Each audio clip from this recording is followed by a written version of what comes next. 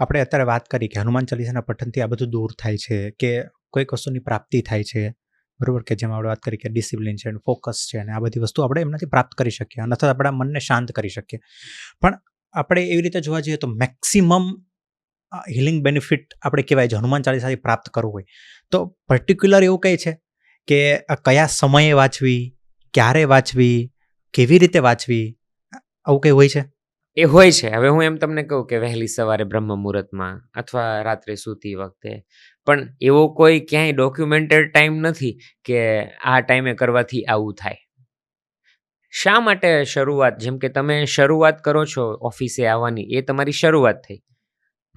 Sorry, દિવસની પણ શરૂઆત થાય જાગીને, તો ઘણા લોકો જાગીને પ્રાર્થના કરે, સ્મરણ કરે, સૂર્યને જળ અર્પણ કરે, તો બધાની અલગ અલગ પ્રોસેસો છે. તો જ્યારે હનુમાનજીની એનર્જીઝને આપણે જો વધારે આપણી સાથે આત્મસાત કરવી છે, તો હનુમાનજીએ જે કર્યું એ તમે કરવાનું. તો હનુમાનજીએ શું કર્યું? દરેક દુઃખી અને જે કંઈ પીડામાં હતા તેની મદદે આવીને ઊભા રહ્યા. તો તમે એવું કહેશો કે તમે જ્યારે ઘરેથી નીકળીને અહીંયા આવો છો, 1 કલાક થાય છે, 1 કલાક દરમિયાન સિગ્નલ ઉપર કોઈએ તમારી પાસે ભીખ માંગી કે ભૂખથી કંઈ પણ માંગ્યું, તમે એના ઉપર દ્રષ્ટિ કરી શક્યા? તમે એને કંઈ ભોજન આપી શક્યા? લોકો કહે કે એ બધા તો માંગ્યા જ કરે અને આ બધાને આપણે આપ્યા કરીએ. તમારું એ કામ નથી જ્ઞાન આપવાનું. તમારા સુધી કોઈ વ્યક્તિ આવ્યું છે, તમારી પાસે ક્ષમતા છે, તો તમારે આપવાનું છે. હનુમાનજી સુધી જ્યારે કોઈ આવ્યું છે, તો હનુમાનજી પાસે ક્ષમતા છે, તો એણે આપ્યું છે. એણે એ નથી જોયું કે આને એનો શેનો લાભ છે.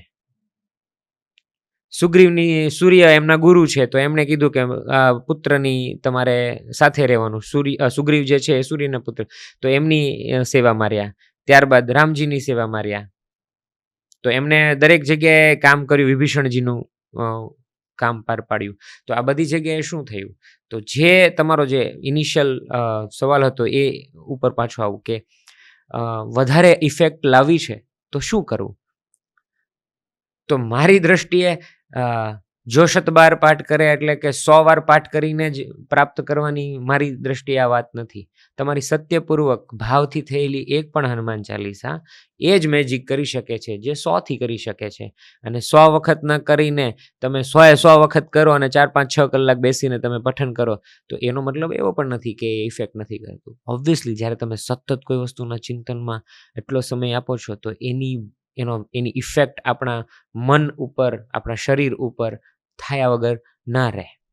જેમ કે કસરત કરીએ તો જીમમાં જઈને કસરત કરી કોઈએ, તો એ જ્યારે 1 કલાક બધી ટાઈપની કસરત કરે છે ત્યારે શું થાય છે? ત્યારે એનું શરીર સશક્ત બને છે. તો આ એક ટાઈપની કસરત થઈ, પણ મનની કસરત થઈ.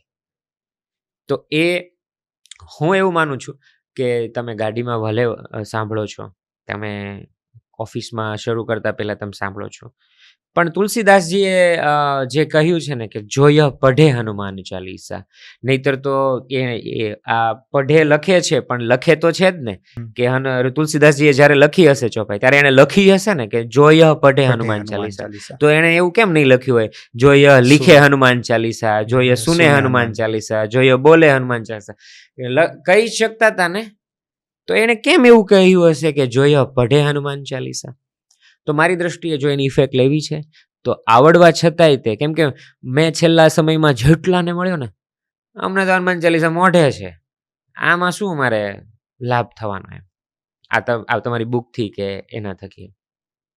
એટલે મેં કીધું સારી વાત છે તમને મોઢે છે, પણ એ ગોખાઈ ગયેલું છે. અને એનો મતલબ એવો નથી કે એની ઇફેક્ટ નથી. ઇફેક્ટ તો એની થવાની ને. ગોખેલીને આપણે એક્ઝામ દઈએ છીએ તો પાસ તો થઈ જ છીએ, તો ઇફેક્ટ તો થઈ જ તે પાસ થયા. હવે એનો ઉપયોગ શું લાઈફમાં? કંઈ કર્યો તમે?